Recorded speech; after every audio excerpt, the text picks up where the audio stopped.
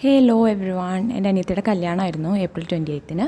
So 26-ന് നമ്മൾ മൈലാഞ്ചി ഇടുമല്ലോ വെള്ളിയാഴ്ച. അപ്പോൾ ഹൽദി ഫംഗ്ഷൻ ഉണ്ടായിരുന്നില്ല. കാരണം 26-ന് നമുക്ക് രാവിലെ വോട്ട് ചെയ്യാൻ പോകേണ്ടതുണ്ടായിരുന്നുണ്ട്. മൈലാഞ്ചി ഇടേണ്ട ആളുകളെല്ലാം എത്തുമ്പോൾ രാത്രിയാവും. അപ്പോൾ അതുകൊണ്ട് തന്നെ സ്റ്റേജിലേക്ക് ഇരുന്ന് മൈലാഞ്ചി ഇടുന്ന രീതിയിലേക്ക് നമ്മൾ ആ ഫംഗ്ഷൻ ചെറിയ രീതിയിൽ കേക്ക് കട്ടിങ് പ്രോഗ്രാമുകളും ഒക്കെ ഉണ്ടായിരുന്നു കേട്ടോ. നമ്മുടെ വീടൊക്കെ ബുധനാഴ്ച തന്നെ അലങ്കരിച്ച് തന്നിട്ടുണ്ടായിരുന്നു. ഡെക്കറേഷൻ്റെ പണി വ്യാഴാഴ്ച ആയപ്പോഴേക്കും ഓൾമോസ്റ്റ് തീർന്നിട്ടുണ്ടായിരുന്നു. ബാക്കിയുള്ള പണികൾ ഫ്രൈഡേയും വന്നവർ ചെയ്ത് തീർത്തു. ബ്ലൂ ഡയമണ്ട് ഈവൻസ്, ഏലൂക്കരയുള്ള ബ്ലൂ ഡയമണ്ട് ഈവൻസ് ആണ് നമുക്ക് ഈ ഒരു ഡെക്കറേഷൻ കാര്യങ്ങളൊക്കെ ചെയ്തു തന്നത്. പിന്നെ കുക്കിംഗ് കാര്യങ്ങളൊക്കെ നമ്മൾ വീട്ടിൽ തന്നെയായിരുന്നു. ചിക്കൻ കറിയായിരുന്നു. പിന്നെ ഉള്ള പൊറോട്ട, പത്തിരി അങ്ങനത്തെ സംഭവങ്ങളൊക്കെ നമ്മൾ ഹോട്ടലിൽ നിന്ന് വാങ്ങിക്കുകയാണ് ചെയ്തത്.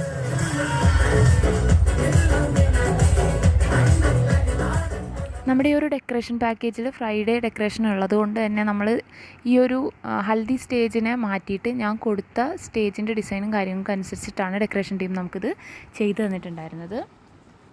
പിന്നെ മൈലാഞ്ചി ഇടുന്നതിന് നമ്മൾ വേറെ ആൾ അറേഞ്ച് ചെയ്തില്ല, നമ്മൾ തന്നെയാണ് ഇട്ടത്. അതായത് നമ്മുടെ മൂത്തുമ്മാടെ മോള്, കുഞ്ഞുമ്മാടെ മോള്, അങ്ങനെ കുഞ്ഞുമ്മ എല്ലാവരും കൂടിയാണ് അവളുടെ കയ്യിലും എല്ലാവരുടെ കയ്യിലും മൈലാഞ്ചിയൊക്കെ ഇട്ടത്.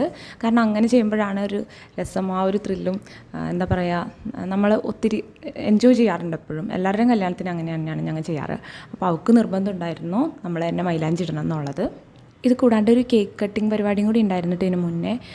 അത് നമ്മൾ ആക്ച്വലി കേക്ക് വാങ്ങിച്ചത് ബെസ്റ്റ് ബേക്കേഴ്സിൽ നിന്നായിരുന്നു. പോപ്സിക്കിൾസും അതുപോലെ തന്നെ ലോലിപോപ്സും കപ്പ് കേക്ക്സും കാര്യങ്ങളൊക്കെ ഉണ്ടായിരുന്നു. അത് ഇതിന് മുന്നേ നമ്മൾ എൻ്റെ സിസ്റ്ററുടെ മോളുടെ കല്യാണത്തിന് വാങ്ങിച്ച സെയിം സംഭവം തന്നെയാണ് വാങ്ങിച്ചത്. കാരണം നമ്മൾ സാറ്റിസ്ഫൈഡ് ആയിരുന്നു അതിൻ്റെ അകത്ത്. അതുകൊണ്ട് മൈലാഞ്ചി ഇട്ട് തുടങ്ങിയത് ഞാനും കുഞ്ഞുമാടെ മോളും കൂടിയായിരുന്നു.